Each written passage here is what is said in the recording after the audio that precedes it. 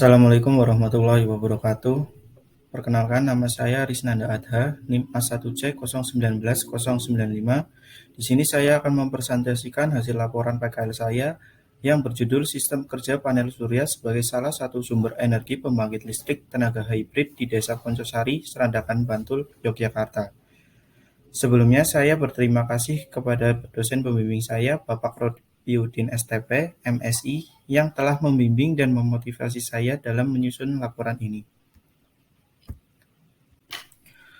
Sebelum membahas laporan ini, saya akan menjelaskan pokok bahasan saya yang terdapat 4 inti, yaitu yang pertama latar belakang, yang kedua metode praktik kerja lapangan, yang ketiga hasil praktik kerja lapangan, yang keempat kesimpulan. Pokok bahasan yang pertama adalah latar belakang.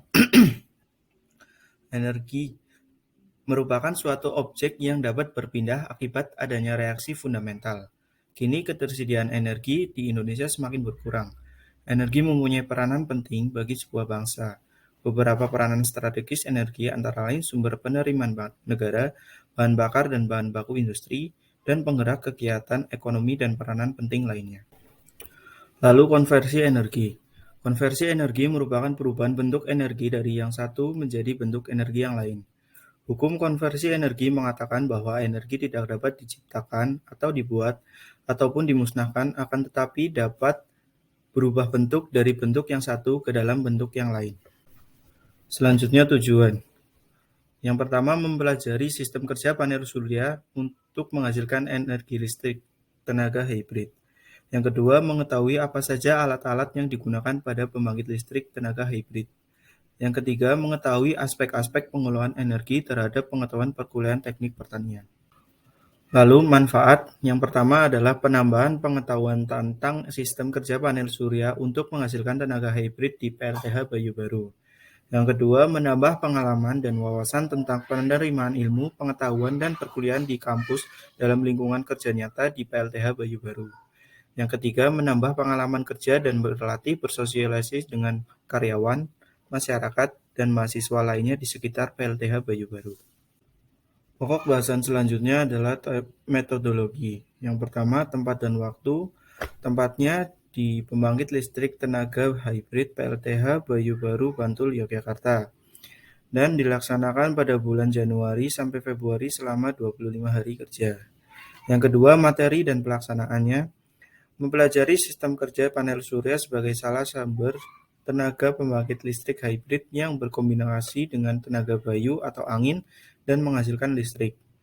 Lalu pelaksanaan praktik kerja lapangan dilakukan dengan metode partisipasi aktif, yaitu dengan cara berpartisipasi aktif dalam seluruh kegiatan di perusahaan sesuai dengan arahan pembimbing lapangan. Yang ketiga, teknik pengambilan data. Ada dua, yaitu data primer dan data sekunder. Data primer diperoleh dengan metode percobaan, yakni dengan melakukan percobaan terhadap kinerja komponen atau alat, tepatnya yaitu panel surya untuk mencapai tujuan. Yang kedua, dengan observasi, yaitu pengumpulan data dilakukan dengan cara pengamatan objek secara langsung berkaitan dengan sistem kerja yang diperoleh dari panel surya. Lalu data sekunder didapat melalui wawancara. Wawancara ini dimaksud untuk mendapatkan informasi dengan cara tanya jawab dengan responden. Yang kedua diperoleh melalui literatur.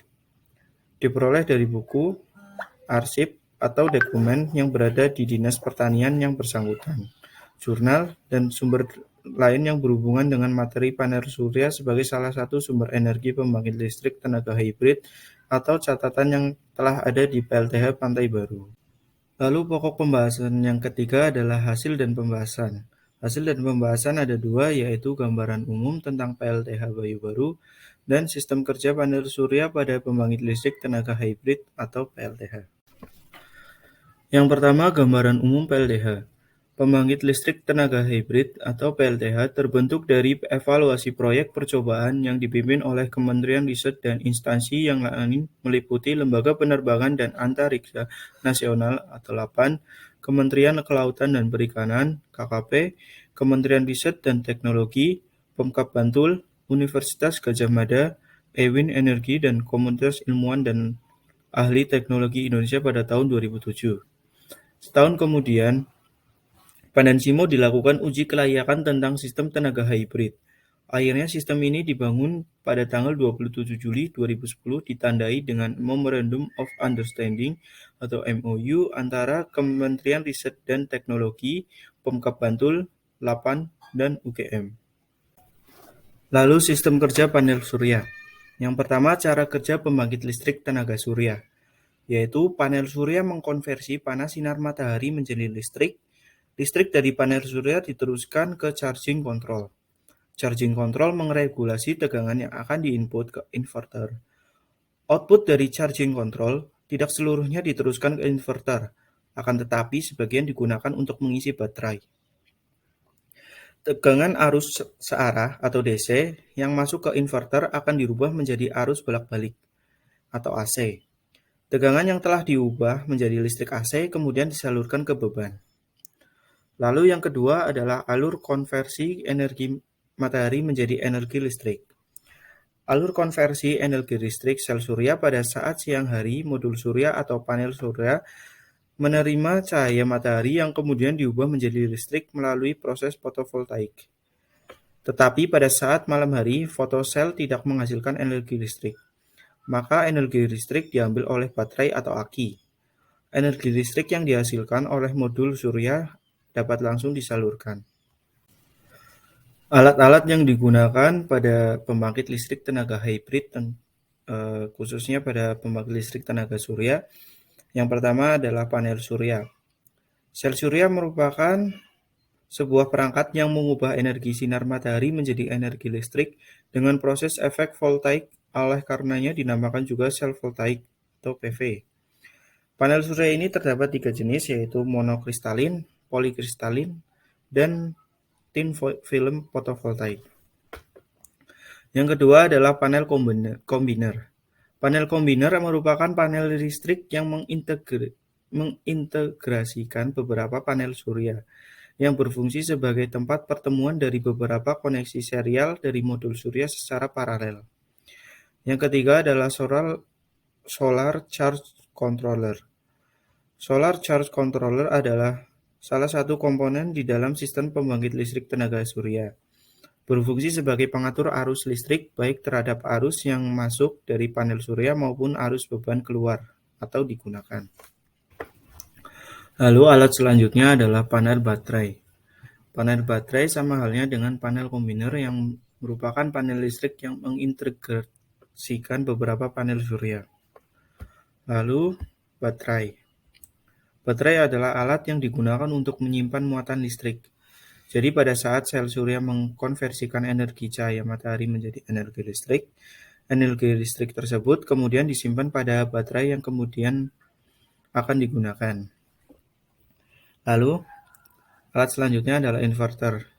Inverter ini adalah rangkaian yang mengubah tegangan DC menjadi AC, atau lebih tepatnya inverter memindahkan tegangan dari sumber DC ke beban AC. Sumber tegangan inverter dapat berubah baterai, panel surya, maupun sumber tegangan DC lainnya. Topik pembahasan yang terakhir adalah kesimpulan. Yang pertama, cara kerja PLTS sistem 240 volt beroperasi menggunakan energi matahari, yaitu panel surya mengkonversi panas sinar matahari menjadi listrik. Listrik dari panel surya diteruskan ke charging control. Charging control meregulasi tegangan yang akan diinput ke inverter. Yang kedua, alat yang digunakan pada proses konversi energi listrik tenaga surya seperti panel surya, panel array, panel kombiner, SCC, panel baterai, inverter, panel distribusi, AC PLTS, ATS, selector switch AC, panel distribusi, dan KWH meter. Lalu saya akan menjawab 3 pertanyaan dari dosen pembimbing saya. Yang pertama, apa saja manfaat PKL di lokasi? Manfaat yang dapat diambil, kita dapat menambah pengetahuan tentang kelistrikan, lalu cara merawat baterai dengan baik dan benar. Selain itu, kita dibimbing untuk belajar disiplin dan tepat waktu dalam bekerja. Yang kedua, permasalahan yang ada di lokasi PKL adalah perawatan alat yang masih kurang, seperti banyak baterai yang sudah melemah, ada beberapa panel surya yang berkarat, dan beberapa kincir angin yang sudah tidak berfungsi. Selain itu, tidak adanya data secara digital sehingga data ditulis dengan manual. Pertanyaan ketiga adalah solusi dari kendala tersebut adalah dengan lebih memperhatikan alat-alat dan membuat agenda atau jadwal perawatan rutin atau cek rutin agar bisa menambah umur alat. Lalu mengadakan perubahan pendataan secara digital agar data tidak hilang atau tidak adanya kesalahan dalam penulisan sehingga data yang diterima benar-benar valid. Sebelum saya menutup presentasi ini, saya ingin mengucapkan terima kasih banyak kepada Dr. Insinyur Ansyu Rosyad MS selaku Dekan Fakultas Pertanian, Dr. Insinyur Hidayah Dwiyanti MSI selaku Pembantu Wakil Dekan Bidang Akademik Fakultas Pertanian, Abdul Mukis Tirtonga STP MSc selaku Dosen Pembimbing Kerja Praktik dan Komisi Studi Akhir Program Studi Teknik Pertanian, dan pimpinan Pembangkit Listrik Tenaga Hibrid PLTH Pantai Baru serta tatanannya, serta Bapak Robi STP MSI selaku dosen pembimbing saya. Apabila ada kesalahan kata, saya mohon maaf sebesar-besarnya. Wassalamualaikum warahmatullahi wabarakatuh.